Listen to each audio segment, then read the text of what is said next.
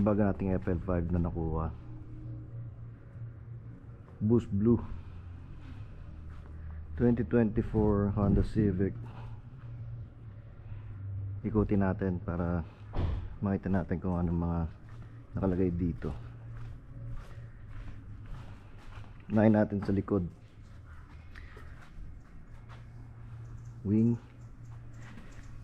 red badge, tapos tri-tip na muffler. Gusto ko rin yung ano nito eh, diffuser sa likod. Hindi may pa oh.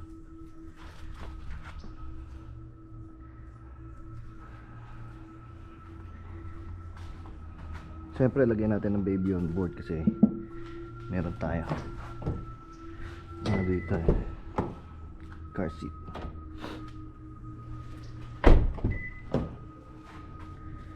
Yan, family car yan.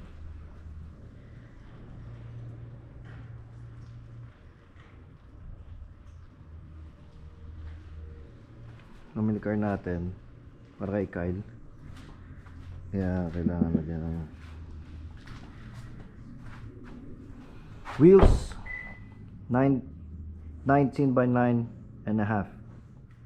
Tapos ang gulong niya 265/30 na Michelin Pilot Sport. Kaso masyadong manipis oh. Sana ginawa na lang ng Honda kahit 265/35. Yung fitment ng gulong eh medyo nakatak. Tingin ko ang offset nito ano plus 50 or plus 60 yung stock nya.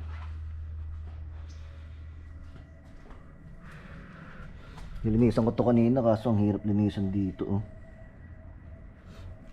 Tapos itong film namumuo yung ano, yung alikabok. Yung harap naman ikot tayo sa kabila.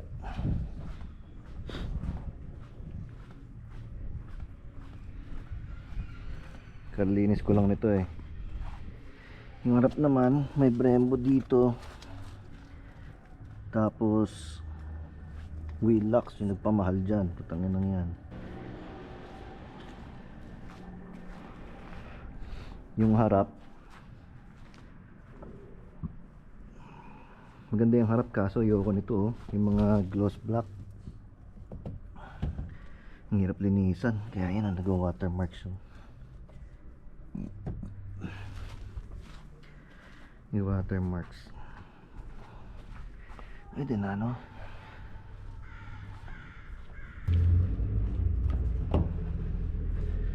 Natin yung loob ito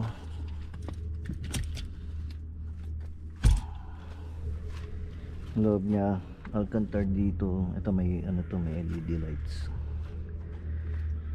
Ito, hindi pa natin tinatanggal to para masabi natin bago pa.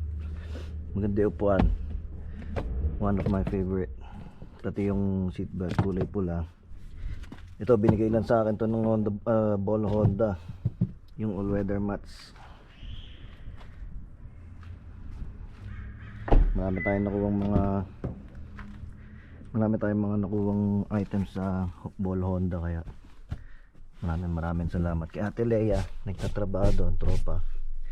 Bigyan niyo tayo ng all weather mats. Alcantara din dito, Bose sound system. Ito yung number natin no, 17,000. Ewan ko kung yun yung number niya o serial number lang yan.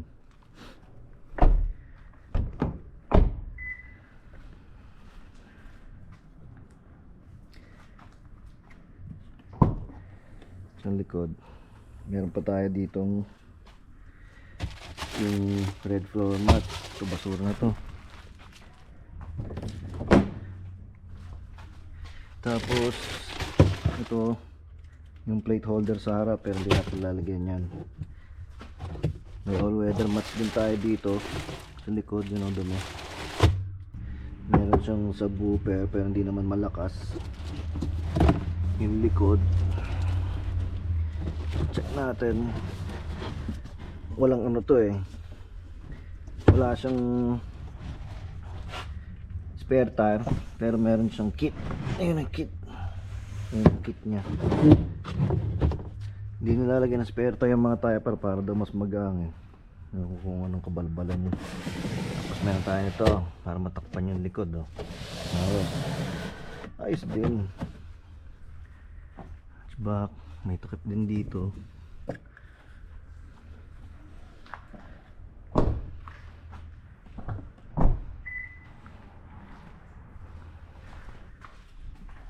Ito pa isang ayoko dito. Pag maghuhugas ka ng kotse, iaangat mo to, di ba? Tapos tatama dito, oh. So ngayon, gaganunin mo pa siya para maangat mo. Ngayon, pagkahugas mo, basa ito, ibabalik mo ngayon na ganun, hindi mo siya mababalik hanggang hindi mo binababa at i-rotate mo siya. So madudumihan ulit yung windshield, katulad no. Yan, nagline yung ano, malikabok. Kaya ngayon, hugasan mo na naman siya, pupunasan mo na naman siya. Ha? Buksan natin yung ano, yung engine bay.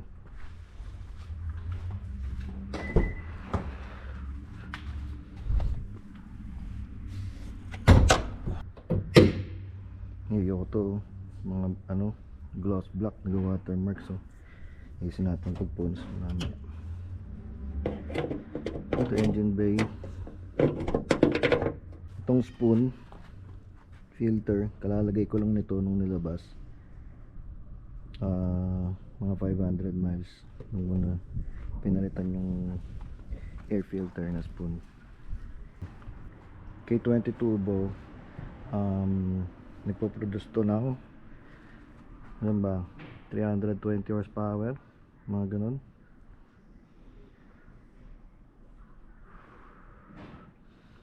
Pwede na, hindi naman tayo kakarera eh.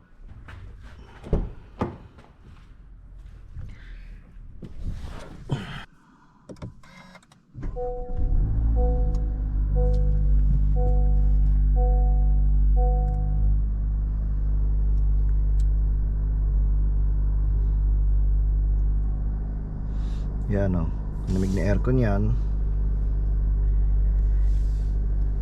So tingnan muna natin ito. Yung upuan sobrang komportable. Ganda naman ni Bella. May red badge dito. Tapos yung cambio ang ganda oh. Ganda ng gear nya. Meron siyang wireless charger. Dito mo ayusin yung mga settings mo. Yan, Honda Lagger. Pwede mong palitan to ng 3D para makita mo yung kotse mo. Pwede mong palitan yung kulay, kung anong kulay ng kotse mo. Vehicle, 3D vehicle color setting. Yan, boost blue ang kulay natin. So dyan tayo. Marami tong ano, marami pa akong kailangan pag-aralan kasi hindi ko pa alam paano gamitin ito. Gusto ko lang kasi yung display niyan, kaya parati siya nakaganyan. Drive mode, meron tayong comfort, may comfort, sport,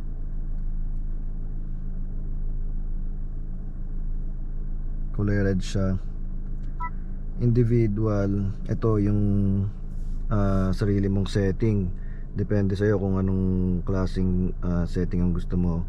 Pwede mong ayusin yan dito sa vehicle setting, individual setting, ano, engine plus R mode, steering R mode, suspension sport. Ayoko nang masyadong ano, matigas, kaya yung suspension ko sport lang.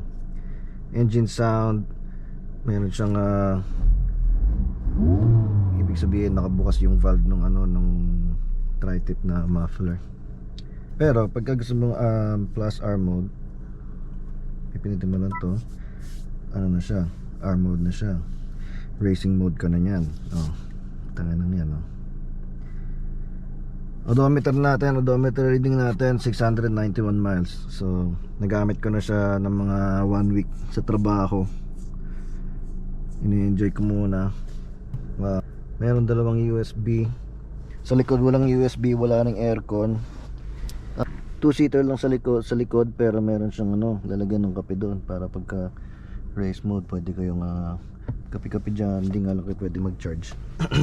Kaya inabaan natin tong natin inabaan ko yung charger para kung sakaling may gumamit ng charger sa likod pwede silang umiram. Yung taas, ano to, ilaw lang to. Okay, let's go try the different modes. Punta muna tayo sa comfort.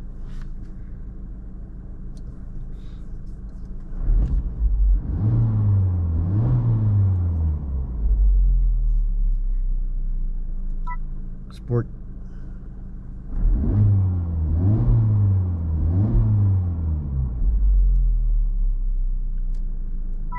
Individual, or which is R mode, ang sound, engine sound.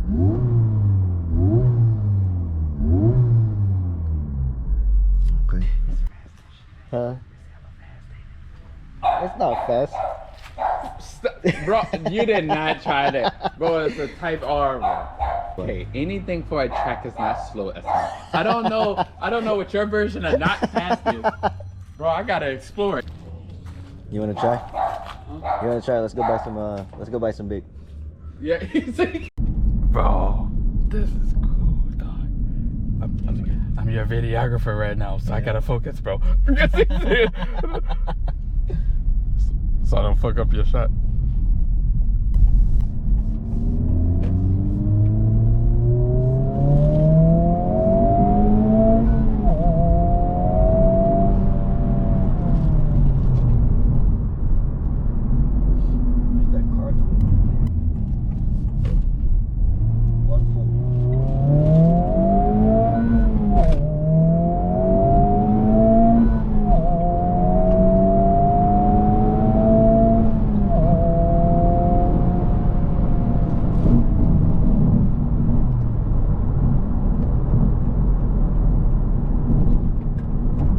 Bro, this is fun, dog. I don't get spooked. Once I'm into it, I'm like, fuck it.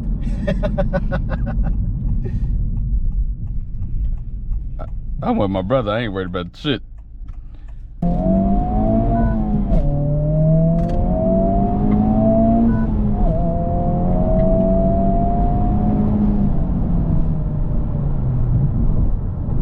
Bro, I wanna take a shot with those parachuters.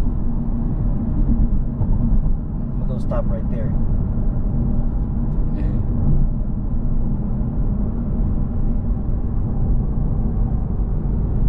Hopefully I still can get a shot.